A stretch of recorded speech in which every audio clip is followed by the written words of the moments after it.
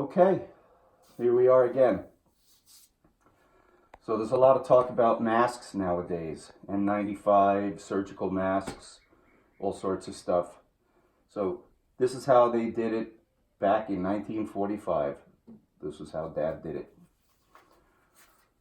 So hopefully we're safe in the house here.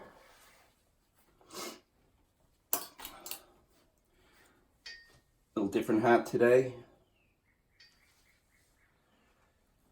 Spin around.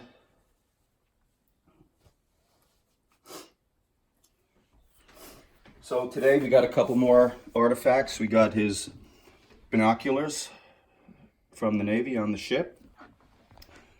Wedding day pick under the swords, crossed swords. The rifle club. His dad over here. And the graduation ceremony from the academy. So a lot of fun today. So we found Dad's scrapbook. I've had it. And we're going to share a couple things from in here. All sorts of crazy stuff. His enlistment records. Just a million things. Million things. So a couple things I want to share today. In this era of political correctness and the Me Too movement and what's considered appropriate and such. This is a memorandum at the Naval Air Technical Training Center from Norman, Oklahoma, 9th of June, 1945. Subject, unmilitary conduct. Number 1, a public display of affection for uniformed personnel is considered unmilitary regardless of the individual's relations.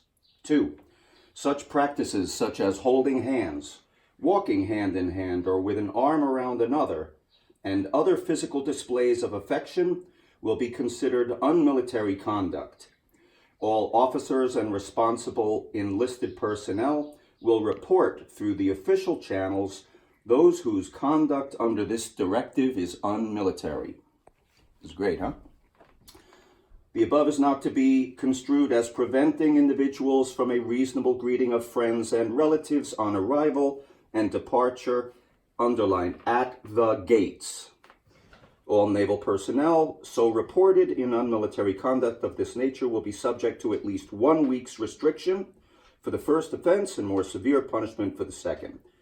This directive will be posted on all barracks, bulletin boards, and otherwise given wide publicity. So, that is kind of crazy in today's day and age. Now, this is a little something for my kids, specifically, since they know who I am. This is a letter from Life magazine to my dad, June 28th, 1946. Dear Mr. Abramson, many thanks for your letter calling to our attention the fact that a modern shotgun is not an ancient musket, in italics. We regret our error and hope that you will have an opportunity to see Life's correction in the July 1st letters column, which states that the gun has been identified as a Browning-type shotgun made by Belgium's Fabrique Nationale. Again, our thanks for your interest in writing us. Sincerely yours, B.F. Holland, for the editors. So kids, this might be why I need to be exact about things. And something very special. This was a poem written to my dad. And you guys know I'm doing a lot of writing lately. So this is what the poem says. The Admiral said, this war's not won. We need the strength of Abramson. Call Donald in to show us how. We need his urgent here and now. This mighty lad pricked up his ears and said, let's go, I know no fears. He's going in both calm and scrappy, so chip in, friends, to make him happy. Show him you appreciate a son of Neptune, a first-class mate. Wish him well and lots of luck. Don't you say it, let the buck. And the buck is someone I remember him referring to back in his Navy days, so that's pretty fun. We could look at some other things in there at another time, but since this is a dad hygiene history channel, we're going to dive back in to his shaving kit. And today we're going to brush our teeth.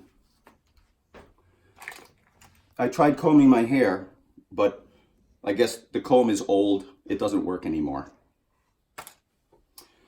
So this is kind of chancy. We've got the powder again. So we're gonna rinse a little bit. We got the Pepsodent. We're gonna just get rid of the bit of the top. Just because.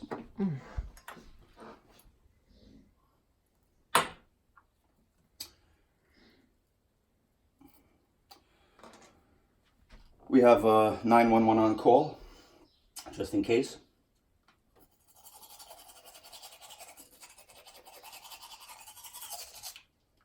Minty fresh.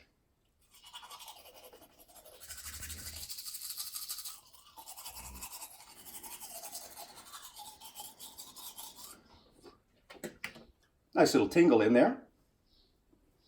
Tastes like Pepsodent.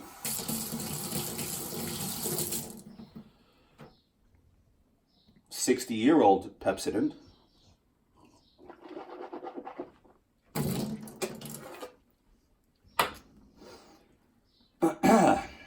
And there you have it.